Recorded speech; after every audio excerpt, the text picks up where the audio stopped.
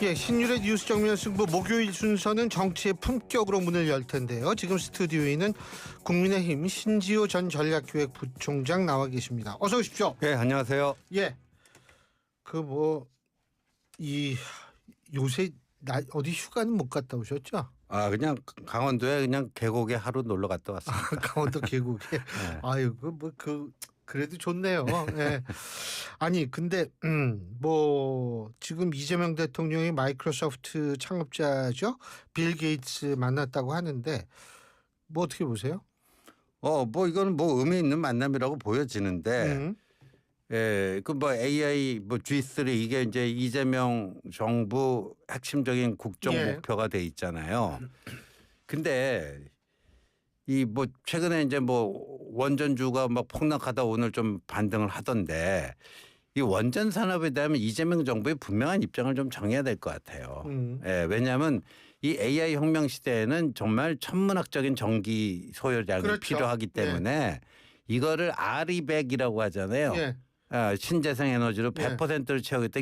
이런 비현실적인 목표는 이제 좀 폐기를 해야 돼요. 그래서 신재생 에너지 플러스 원전도 청정 에너지 아닙니까? 그렇죠. 예. 그래서 CF100이에요 요새는 카본 프리. 카본 프리. 예, CF100으로 하면서 특히 이제 SMR 소형 원전 모듈. 예, 소형 모듈 원전. 요거 집중적으로 국가 전략 산업으로 육성해 갖고 하겠다. 그래야 AI G3 그런 거하고도 부합이 되고, 지금 얼마 전에 전기료 오를 수밖에 없다는 걸 자꾸만 국민들께 이해를 구해야 된다 그러는데, 전기료 올릴 생각하지 말고 원전 산업 활성화를 먼저 좀 해야 된다 봅니다. 그게 바로 실용주의죠, 사실. 그렇죠. 예. 예. 근데 이것도 읽어야지. 엠브레인 퍼블릭 케이스 리서치 코리아 리서치 한국 리서치가 지난 8월 18일부터 20일까지 전국 18세 이상 1,001명을 대상으로 진행한 전화 면접 여론조사고요. 자세한 내용은 중앙선거 여론조사심의위원회 홈페이지를 참조하시면 되시는 여론조사를 보면은 또 떨어졌어요. 그러니까 이게 지금 모든 여론조사에서 다 떨어지는 거 보면 하락세는 분명한 것 같아요. 이재명 대통령 그렇죠. 지지율. 예, 추세선은 분명한 것 같습니다. 이재명 대통령 국정수행 지지율 급락하고 있고요. 민주당 지지율도 급락하고 있습니다. 근데 이걸 어떻게 볼 것인가? 윤석열 기저효과가 꺼졌느냐 없어졌느냐 아직도 그대로거든요. 예, 좀 이따 김건희 씨 얘기도 하겠지만 이 국민들에게 참 불쾌감을 주면서 그다음에 또 국민의힘 전당대회 과정에서 드러난 여러 가지 좀 추태라고 그럴까요? 예. 그러니까 윤석열 또 국힘 이 기저효과가 있어요. 그 기저효과가 있는데도 지지율이 이렇게 급락하는 것은 이 급락의 원인이 오롯이 정권 내부에 있다. 이렇게 볼 수밖에 없죠. 정권 내부에 있는 거죠. 그럼 정권 내부에도 여러 가지 원인이 있겠죠. 일단 사건으로 보면 조국 윤미향이 뭔데 특별 사면을 해주냐 그런 것도 한데, 조금 큰 맥락으로 정리해 보면 이재명 대통령이 취임 일성으로 이재명 정부의 국정 철학은 실용주의다. 실용주의. 그다음에 국민 통합의 대통령이 되겠다. 이게 2달 반 만에 완전 실종돼 버렸어요. 실용주의예요. 지금 하고 있는 게 완전히 탈레반의 길을 가는 거 아니에요. 노봉법을 강행 처리한다고요? 그럼 코스피 3천 쉽게 깨져버릴 겁니다. 그 코스피 5천 하겠다는 거는 그게 어떻게 양립이 됩니까? 예. 이게 실용주의를 지금 본인 이 정부의 국정 철학이 실용주의라는데 본인들이 그거를 까부수고 있어요. 지금 실용주의를. 그다음에 지금 다음 주 월요일에 트럼프 대통령 만나 한미 정상회담 그 마스카 지난번에. 근데 마스카를 하면은 여기 우리 조선 사들이 미국에 직접 현지 진출해야 되잖아요. 근데 노봉법 통과되면 그것도 쟁의 대상이 되는 거예요. 그러니까 마스카하고 노봉법하고도 안 맞아요. 그렇죠. 예. 그러니까 이런 뒤죽박죽 하면서 정청래가 당대표 되고 나서는 아예 실용이 실자도 안 보여요. 그냥 탈레반의 길을 가는 거죠. 그러니까 이건 스스로 2달여 만에 스스로 허니문 효과를 다 싹 다 날려버리고 지지율 급락을 자초했다. 이렇게 봐야죠. 근데 뭐 정청래 대표가 어떤지는 모르겠는데 뭐 그거 가지고 말들이 많잖아요. 네. 그저 이재명 대통령 취임 100일 기념 우표 네. 거기에서 저 누구죠? 박찬대 전 원내대표만 네. 등장. 김혜경 여사고 그러니까 그러니까요. 딴 사람은 딱 두 사람이라고 얘기를 하는데 그게 뭐 그냥 의미를 둘 필요가 없다 이런 얘기도 있어요. 네. 근데 그 우표를 100일 기념 우표를 만드는데 그 아무 사진이나 그냥 썼을까 뭐 이런 얘기도 있고 어떻게 보세요? 그렇죠. 그것도 뭐 이재명 대통령이 앞에서 그 자전거 타고 가는데 박찬대 의원이 뒤에서 열심히 뛰어오는 쫓아가는 그 사진 아닙니까? 그래서 그게 뭐 우연이다 이렇게 해명을 하겠지만 그걸 믿는 사람들은 거의 없을 것이다. 그리고 지난번에도 정청래 의원이 당대표가 되고 좀 시간이 지났는데 굳이 둘을 불러서 같은 같은 배열로 앉혀놓고 식사를 한다는 것 자체도 이상하고요. 아니 근데 이번에 그 MBS 좀 아까 제가 말씀드린 그 MBS 조사를 보면 대통령 지지율이 57%가 나왔는데 정청래 대표의 긍정 평가가 45%인가가 나왔어요. 네.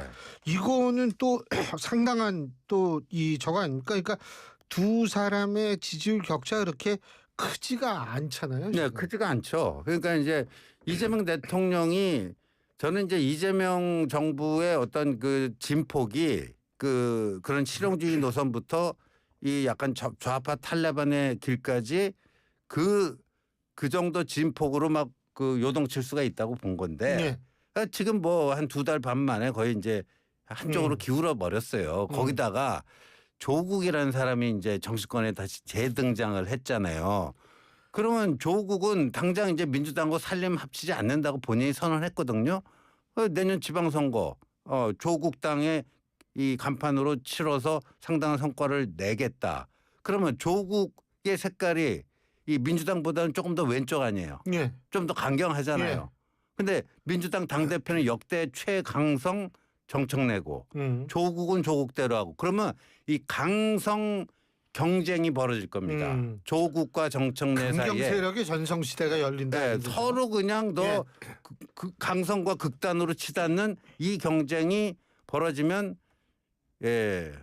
이재명 대통령이 곤란해지는 거 아니에요 그러면? 그렇죠. 이재명 그 대통령의 어떤 그 움직일 수 있는 더 공간을 열어주는 게 아니라 오히려 더 좁혀버리는 거죠.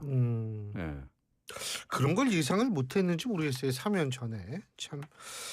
자 그리고 그 우리 신지호 박사님이 얘기한 거 그 어제 언론에 나왔는데 신평 변호사의 이 주장에 대해서. 근데 지금 요게 이제 저희도 어제 신평 변호사님하고 인터뷰를 했는데 지금 이 얘기가 좀 갈리고 있어요. 그러니까 김건희 씨의 변호사 측에서는 하지도 않은 얘기 막 했다 뭐 이런 입장이고 신평 변호사님은 오늘 좀 전에 입장을 발표한 게 나도 자존심이지 그거 뭐 이렇다 저렇다 얘기하고 싶지 않다라고 얘기가 나오거든요. 근데 첫째 제가 여쭤보고 싶은 게 그냥 경험론적으로 추측이죠. 이건 추측을 할 때 지금 김건희 씨 측에서는 한동훈 대표 얘기는 전혀 나오지 않았다. 끄집어내지 않았다. 이거거든요. 근데 이제 어제 신평 변호사님은 저희랑 인터뷰할 때 한동훈 전 대표가 뭐 무한 영광 뭐 이런 얘기도 하면서 배신하지 않았다면 그의 앞길엔 무한 영광이 기다리고 있을 거 아니냐 이렇게 표현을 하셨는데 김건희 씨 측에선 그 얘기 꺼내지도 않은 얘기다. 이거 어떻게 추측하세요? 그러니까 제가 어제 페이스북에 신평 변호사가 김건희 씨에게 낚였다 그러는데 그게 제가 본 게 맞는 것 같습니다. 뭐냐 하면은 이 신평 변호사가 김건희 씨가 하지도 않은 말 그러니까 김건희 씨가 했던 말을 옮기는데 정확도가 좀 떨어질 수는 있고 뭐가 조금 더 살이 더 붙거나 뭐가 좀 빠지거나 뭐 다소 그런 차이는 있을 수 있지만 지금 이거는 OX 문제 아니에요. 했다 안 했다. 했다 안 했다. 유무의 문제예요. 그러면 신평 변호사가 김건희 씨가 전혀 하지도 않은 말을 그런 식으로 뭐 날조해가지고 자신의 페이스북에 올려야 될 그런 이유나 동기가 있을까요? 저는 없어 보이거든요. 뭐 신평 변호사가 그러니까 나름대로 좀 뭐 인플루언서로서 영향력을 좀 높이고 싶어하는 그런 개인적인 욕구는 있겠지만 그렇다고 해서 김건희 씨가 하지도 않은 말을 꾸며가지고 뭐 해서 이런 식으로 이제 진실 공방이 붙잖아요. 했다 안 했다. 그러니까 심평 변호사는 곤란한 거죠. 왜 자칫 잘못하면은 김건희 여사 측하고 정면 충돌하게 되면은 본인이 그래도 지금 본인에 대해서 그래도 응원을 많이 해주는 분들이 누구예요? 네, 윤 어게인 세력들 아닙니까? 윤 대통령과 가깝다라는 이유로 그 윤석열, 김건희 그 지지층이 또 심평에 대해서도 호감을 표하고 하는 거 아닙니까? 자칫하면 자기 근거지가 없어잖아요. 예. 그러니까 그 진실 공방은 거기서 더 이상 뭐 피해버리는 거죠. 피해버리는 거. 근데 저는 김건희 씨가 이 얘기 했을 거예요. 했다고 봐요. 추측을 하시는 네, 거지만 추측이죠. 제가 뭐 현장에 그렇죠. 있었던 거. 여기는 어쨌든 두 사람만의 얘기였으니까. 그렇죠. 딴 사람들은 그러니까 김건희 씨 변호사 측은 김건희 씨로부터 전에 들은 얘기를 하는 거고 네. 신평 변호사님은 이제 자기가 들은 얘기를 또 하는 거고 그러니까 네. 두 분 다 두 측 다 김건희 씨에 대해서 들은 얘기를 하는 건데 서로 그게 다른 거죠. 그렇잖아요. 그렇죠. 예. 그런데 저는 뭐 다소간의 오차는 있더라도 김건희 씨가 그런 비슷한 말을 했을 거라고 추측하는 거고. 근데 그게 이제 공개가 되면서 심평의 페북을 통해서 공개가 되면서 항상 세상 모든 일이 작용이 있으면 반작용이 있잖아요. 그렇죠. 저 같은 경우도 반작용으로 이거 낚인 것 같다고 페이스북 글도 예. 쓰고 옛날에 김건희 씨하고 있었던 그것도 얘기를 하고 그러면 김건희 씨에 대한 어떤 세간의 평이 개선이 됩니까? 개악이 됩니까? 더 나빠지죠. 아직도 정신 못 차렸네. 예. 그리고 뭐 저 특검 조사 나가서는 진술 거부하고 뭐 하더니 신나게 뭐 1시간이나 떠들었다? 도대체 뭐야? 뭐 이렇게 되고 그러니까 그걸 좀 뒤늦게 한 것 같아요. 심평의 페북이 알려지고 거기에 대한 그 역풍이 그리고 그게 역풍이 부니까 그때서 이제 이게 더 차단을 해야 되겠다 해서 이제 심평 변호사한테 그걸 좀 이렇게 뒤집어 씌우는 거 아니냐. 하여간 여하튼 아주 고약하게 낚인 것 같습니다. 뭐 하여간 뭐 자존심이 무너져서 무대응을 할 것이다 이런 얘기를 했는데 이게 뭐 이거는 진실이 뭔지는 끝끝내 알기 힘들 것 같아요. 왜 두 사람이 한 얘기이기 때문에 서로 얘기가 다르기 때문에. 근데 뭐 지금 그 장경태 민주당 의원이 그 오늘 아침에 뉴스파이팅에 출연을 해서 본인이 들어놓고 아이가 떼쓰듯이 발길질했다 이런 주장을 덧붙이면서 그 서울구치소에 윤석열 전 대통령의 체포영장 집행 당시의 CCTV 영상 일부를 공개할 것이다. 이거 어떻게 보세요?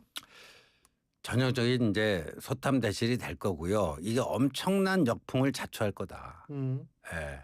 그러니까 윤석열 전 대통령의 그 행위 지금 말로 전해지는 뭐 실물 영상 우리가 본 바가 없지만 그러니까 전해지는 그게 저는 부적절한 행위였다. 전직 대통령으로서 그렇죠. 대단히 부적절한 행위였다. 그리고 절대 다수의 국민들이 그렇게 생각할 거라고 보는데 그렇다고 해서 그거를 아주 리얼하게 그 CCTV 영상을 다 까서 망신살을 그 뻗치게 만들 때겠다. 근데 이게 그러면 저는 전 세계 그 해외 토픽에 아주 핫 이슈로 올라가죠. 예, 우리나라뿐만 아니라 딴 나라 이거 아니 이미 보도됐을 때도 굉장히 뜨거운 관심을 불러일으켰잖아요. 그러니까요. 그 저기 소고정했다라는 게 외신 보도로 여러 군데 나오지 글쎄요. 않았습니까? 예. 그런데 이 충격적인 이 영상이 나오면 어떻게 되겠어요?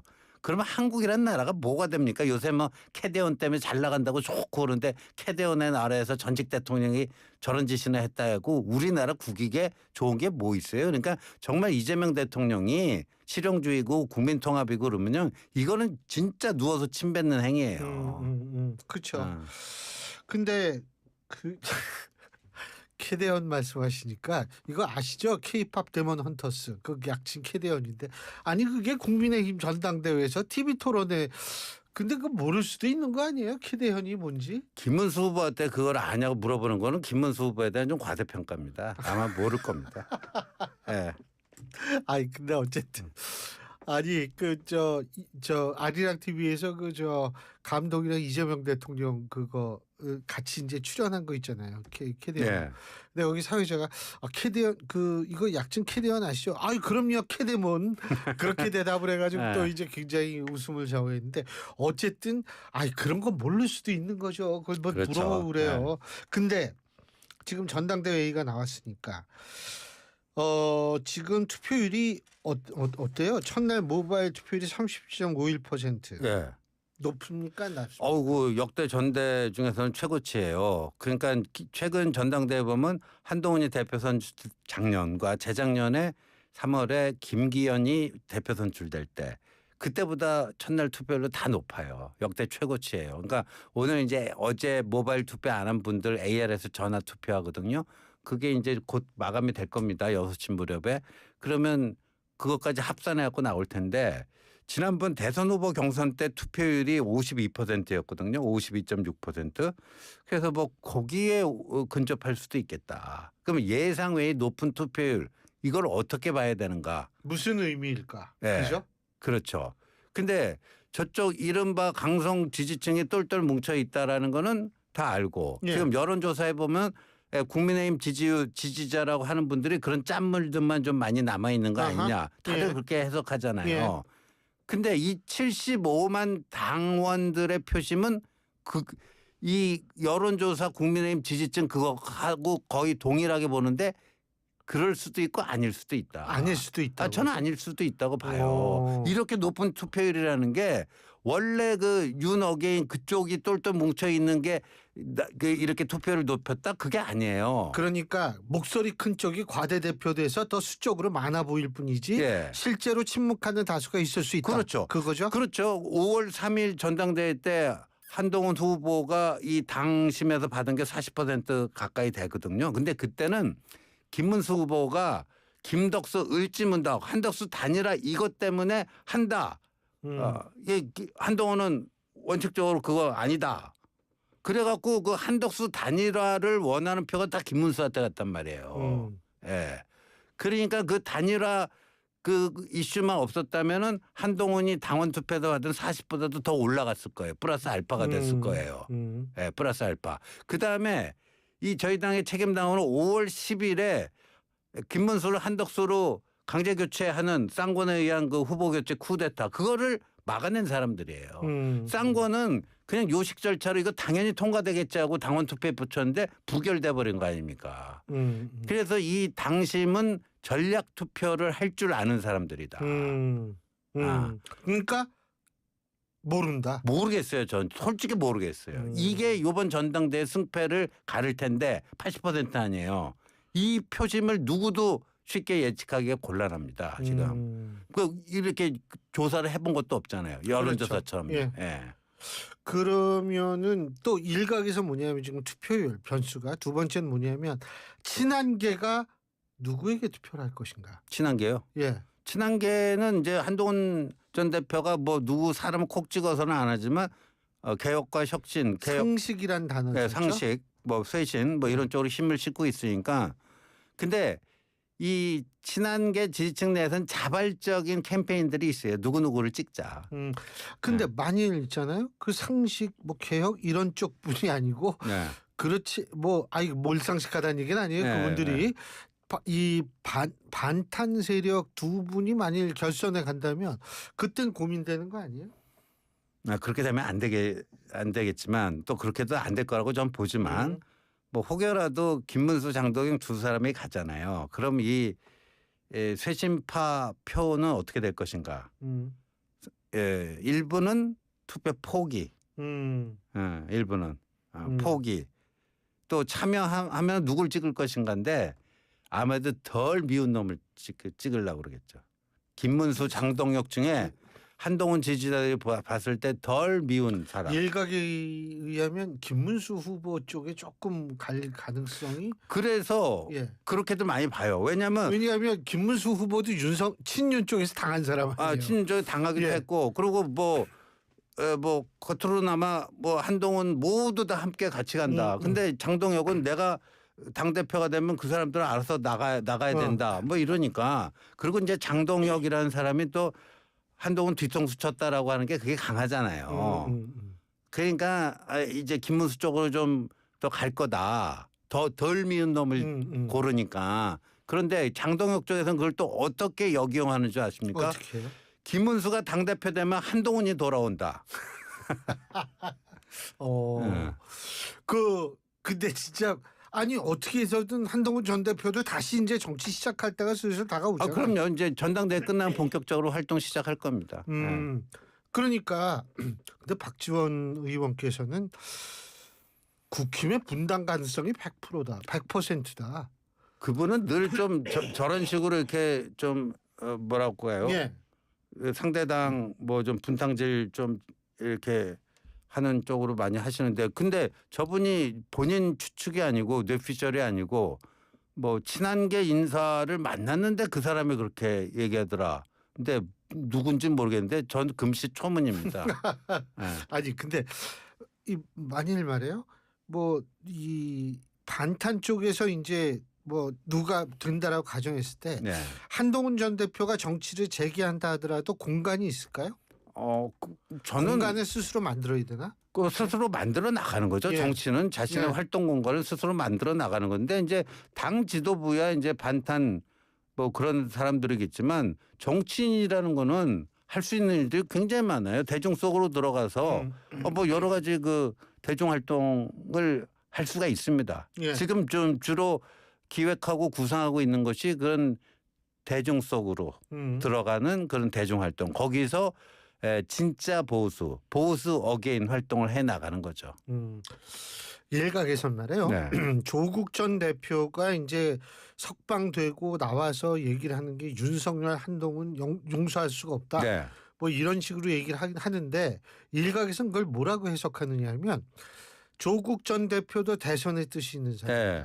그러니까 어젠가요? 오늘인가 조선일보 컬럼에 조국 전 대표가 대선의 뜻이 있으면 한동훈 전 대표와 1대1로 한번 붙어야 된다. 네. 대선 때.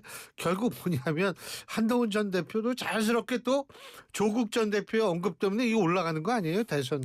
그게 그래서 저는 그 조국 그 전 대표의 그 인터뷰를 보면서 본인이 재심 신청 안 하겠다면서요. 예. 정치인은 미래를 보고 움직여야지 자꾸만 과거의 잘잘못을 다시 심판받겠다 하는 건 아니다. 근데 그 말하고 한동훈 용서하지 못한다고는 모순되잖아요. 그렇죠. 모순되잖아요. 예. 과거를 묻지 않고 예. 미래만 보고 가겠다고 했는데 한동훈 용서 못하겠다? 예. 근데 그 순간적으로 논리 파탄이 났던지 예.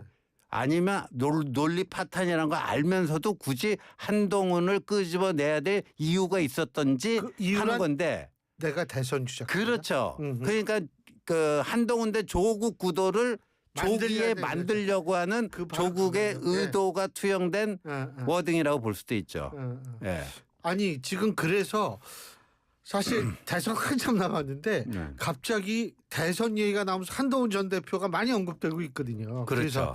그래가지고 제가 한번 여쭤본 건데 아이고 알겠습니다. 오늘 말씀 여기까지 듣죠. 고맙습니다. 네, 고맙습니다. 예, 지금까지 국민의힘 신지호 전 전략기획부총장이었습니다. 너도 함께 리듬 타. 네